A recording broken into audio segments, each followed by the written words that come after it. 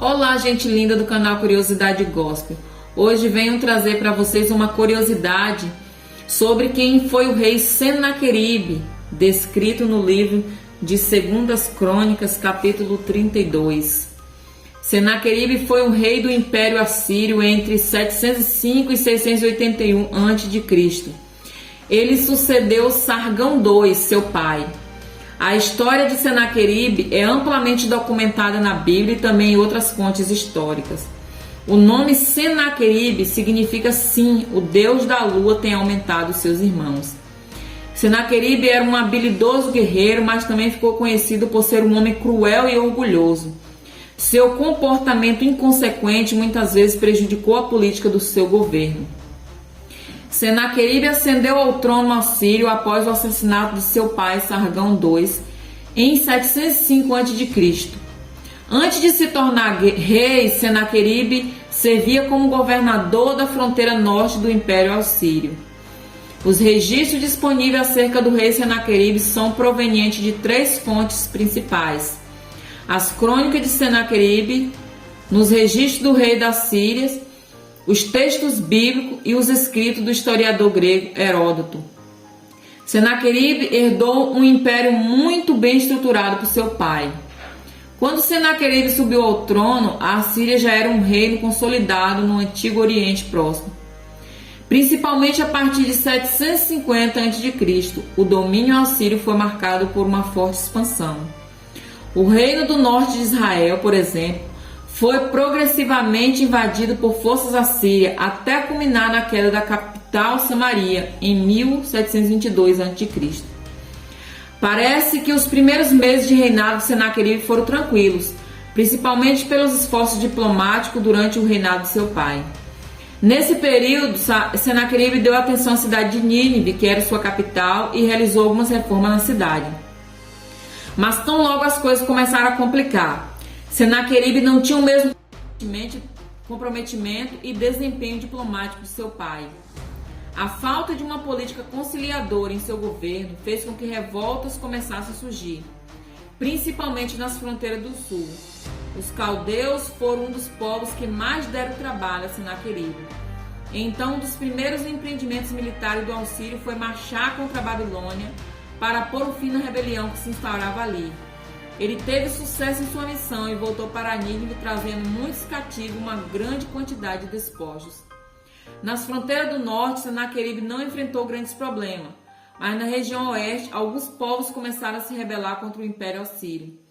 Para resolver o problema, Senaqueribe avançou contra a cidade da Fenícia, da Filístia, contra Judá e até contra o Egito. A história de Senaqueribe na Bíblia é registrada principalmente nos livros de 2 Reis, 2 Crônicas e Isaías. Mas o profeta Miqueias também profetizou sobre os avanços militares de Senaqueribe. Os textos bíblicos se concentram na tensão entre Senaqueribe e o rei Ezequias de Judá. Ezequias se envolveu numa colisão contra o Império Assírio, que inclusive contou com o apoio do Egito.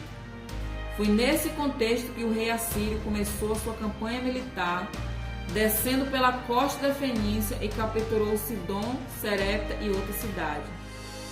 Rapidamente os reis de Moabe, Edom e outras terras próximas se submeteram a Senaqueribe e lhe trouxeram significativos tributos. Mas algumas cidades das Filístias resolveram resistir ao domínio de Senaqueribe, assim como também fez Judá. Uma grande força militar formada pelo exército egípcio e pela cavalaria etíope não foi páreo para a tropa da Síria. Mesmo com toda a oposição, no geral, Senaqueribe continuou com seus avanços militares e tomou muitas cidades estratégicas. Ele fez cair Asquelon, Sídia e Ecrom. Por causa das alianças feitas com outros povos, o rei Ezequias de Judá se tornou o principal governante da Palestina e contra quem Senaqueribe direcionou sua ofensiva militar.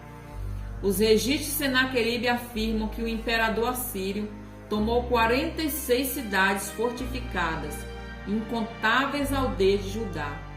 Os registros assírios dizem que mais de 200.000 pessoas foram levadas cativa e muito despojo foi tomado. Uma das principais cidades judaicas fortificadas que foram tomadas por Senaqueribe foi Laquis. Essa cidade tinha um papel importante na economia do reino de Judá e também protegia a estrada que levava ao sul de Jerusalém. Tendo tomado a maior parte do território de Judá, o exército assírio cercou Jerusalém. As crônicas de Senaqueribe dizem que ele enjaulou Ezequias em Jerusalém como uma ave numa gaiola. O fracasso de Senaqueribe em Jerusalém, apesar de ter sido devastado toda Judá e cercado Jerusalém, a capital do Reino do Sul não foi tomada.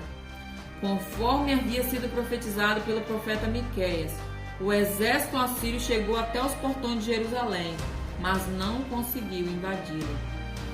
A ofensiva assíria, primeiro contra o Reino do Norte e depois contra o Reino do Sul, fez parte do julgamento de Deus por causa do pecado do seu povo. A Assíria foi um instrumento nas mãos de Deus para cumprir os seus planos. Mas apesar de Samaria ter caído, Jerusalém foi milagrosamente poupada da invasão dos assírios e o exército de Senaqueribe sofreu importantes baixas. A Bíblia diz que numa intervenção direta do Senhor, grande parte dos assírios foram dizimados e Jerusalém foi preservada. A preservação dos judeus em Jerusalém tipificou a preservação dos remanescentes que sobreviveriam ao exílio babilônico que ocorreu tempos depois. De fato, Ezequias ficou encurralado em Jerusalém. Ele até tentou convencer Senaqueribe a desistir de invadir Jerusalém, lhe oferecendo um tributo muito grande. Para pagar o tributo a Senaqueribe, Ezequias usou os tesouros do templo e do palácio em Jerusalém. Mas Senaqueribe, através do seu exército enviado, Rabsaque, afrontou a Ezequias e ao Senhor. Ele basicamente afirmou que assim como os deuses da cidade que ele havia conquistado não podiam impedi-lo, o Deus de Israel também não podia impedir que ele tomasse Jerusalém. Diante dessa ameaça, Ezequias confiou no Senhor e apresentou em oração aquela situação diante de Deus, clamando por sua misericórdia. Então o Senhor lhe respondeu através do profeta Isaías e prometeu livrar o seu povo e julgar toda a Síria. Através do profeta Isaías, Deus anunciou a derrota do exército assírio. Ele disse: por causa do teu furor contra mim, e porque a tua arrogância subiu até os meus ouvidos, eis que porei o meu anzol no teu nariz e o meu freio na tua boca, e te farei voltar pelo caminho por onde vieste. Então foi uma explícita declaração da soberania de Deus contra os assírios, pois os assírios tinham por costumes construir monumentos em que seus cativos eram representados presos com anzóis em argolas. Então a Bíblia diz que veio o anjo do Senhor e feriu o arraial dos assírios, 180.000 homens durante a noite. Os soldados que sobreviveram partiram com Senaqueribe pela manhã e retornaram à cidade de Nínive. Os escritores bíblicos conectaram a derrota de Senaqueribe no cerco de Jerusalém ao evento do seu assassinato. Provavelmente o propósito disso foi indicar que a morte de Senaqueribe ainda era parte do juízo de Deus sobre os assírios. A derrota de Senaqueribe ao tentar invadir Jerusalém ocorreu em 701 a.C., já o seu assassinato em Nínive ocorreu em 681 a.C. Os textos bíblicos dizem que enquanto Senaqueribe estava no templo de um deus chamado Nisroque, o qual ele cultuava, 2 de seus filhos o feriram à espada e depois fugiram para a terra de Ararat.